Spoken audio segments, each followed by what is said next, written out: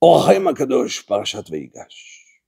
L'histoire extraordinaire que la Torah nous raconte avec la vente de Yosef en tant qu'esclave dans la paracha d'avant.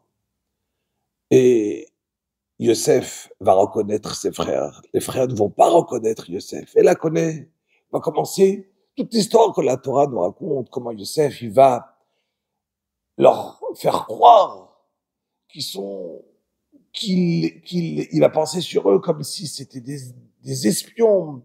Il va attraper Shimon, le faire repartir en demandant qu'en même temps ils vont faire descendre Binyamin. Binyamin revient, il va mettre la gavia, la coupe d'argent de Yosef dans les affaires, il les renvoie et il les attrape tout de suite par son fils Ménaché.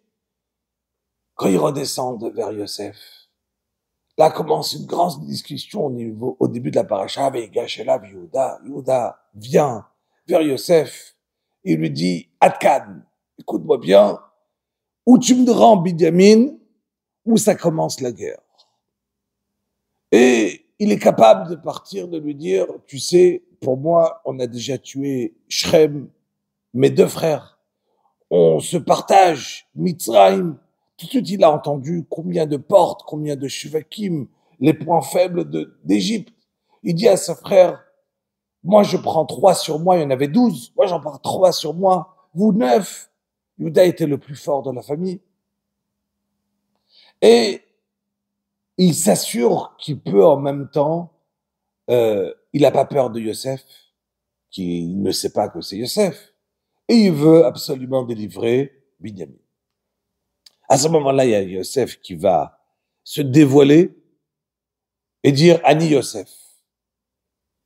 Les frères tremblent, ont peur, ramènent le Midrash. Quand même à cet instant-là, ils ont pensé le tuer, Yosef. Et il y a eu un malach, Gabriel, qui est arrivé, qui les a séparés afin que Yosef puisse rester en vie. Demande l'Orachem Makadosh. ראיתי לתת לב בעניין יוסף, איך לא חש על הצער אביו כמה שנים. Yosef, ça fait 22 ans que tu as quitté la maison. Alors, ok, au début, tu étais esclave. Après, tu étais en prison, dans un trou, tu pouvais rien faire. Mais après, pendant 7 ans de Yemei Sova, il y avait déjà là l'abondance dans le monde. Tu étais le vice-roi. Comment ça se fait que tu n'as pas envoyé une lettre à papa pour lui dire, cher papa, je suis vivant. Tu es en train de t'endeuiller sur moi. Et après va passer les 2 ans sur les 7 de la famine. Et il y a les frères qui arrivent. Mais dis-leur, papa, comment on va laisser papa en train de souffrir? Comment Yosef Hatzadik, il va laisser une chose pareille? Dis-leur au Chaim Akadosh, il y a 2 points. Yaakov Avinu, effectivement, lui devait avoir, comme si, on va dire, cette punition que lui-même, il n'a pas servi son père. Il n'a pas fait kiboud avaem. Il n'a pas, pendant qu'il était à lâcher la vanne, quand il est revenu, encore 2 ans, 22 ans. Donc, Yaakov Avinu devait mériter une chose pareille. Mais ça, c'est de la part de Yaakov. Comment Yosef a pu faire une chose pareille? Il faut savoir une chose. Il y a un klal qui va être que mutav shiapil adam atzmo lekivshan esh ve'al yalbin pnei chavero. On l'apprend ça de Yehuda. Vaut mieux qu'un homme tombe dans du feu, dans un buisson ardent, que de faire honte à son ami. Il s'est dit, Yosef, comment je peux dire à mon père que mes frères, j'ai arrivé ici, et comment je suis arrivé ici? C'est-à-dire que mes frères, ils m'ont vendu.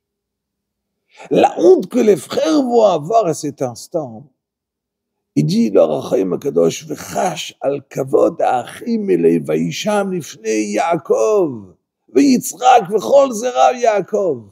Donc il s'est dit, Vaut mieux laisser de cette manière et moi ne rien faire que de faire honte à mes frères.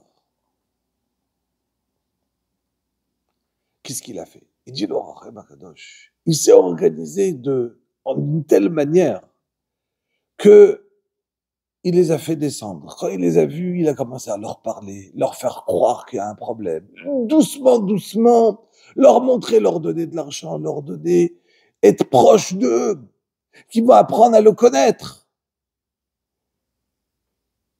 Et bien qu'il a vu à un certain moment qu'il y a eu un malach qui les a sauvés, il s'est dit, Yosef, moi je peux pas compter sur ce Nes-là.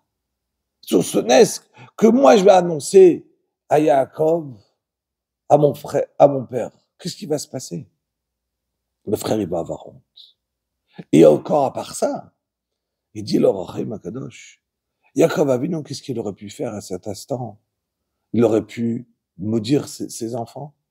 Les enfants, ils auraient pu se sauver, chacun autre part. Donc, la gravité de faire honte à quelqu'un, il dit leur Rahim Akadosh, elle était tellement forte qu'il a décidé, Yosef, qu'il vaut mieux rester de cette manière. Les autres mefarshim, chacun, que ce soit Tosfot, que ce soit le Kliyakar, le Al-Shir HaKadosh, le Shla HaKadosh, chacun il a son explication extraordinaire en dehors du Rachim. L'idée, elle est que Yosef, il a fait ça ou parce que HaKadosh Baruch Hu lui a demandé, ou parce que, encore une autre phrase avec ça on finit, que Yosef Hatzadik, quand ils l'ont vendu à lui-même, de la même manière qu'ils ont dit à Kadosh Baruch Hu de ne pas dévoiler à Yaakov. Mais Yitzhak, il le savait. Le père de Yaakov, il le savait. Ils ont fait jurer Yosef. Ils lui ont dit, tu ne dévoileras jamais que tu as été vendu. Et donc Yaakov ne pouvait pas le savoir, il ne pouvait pas annoncer à Yaakov. Et vous imaginez encore la honte qu'il aurait pu faire à ses frères, et le tsar, en même temps, la peine qu'il aurait pu faire à son père, en lui disant, tu sais, mes frères, ils m'ont vendu. Tout cela, il a préféré rester tout seul, sans rien dire. Et même quand Yaakov, plus tard, il va descendre en Égypte, il va jamais dire à son père, tu sais, j'ai été vendu. Shabbat shalom.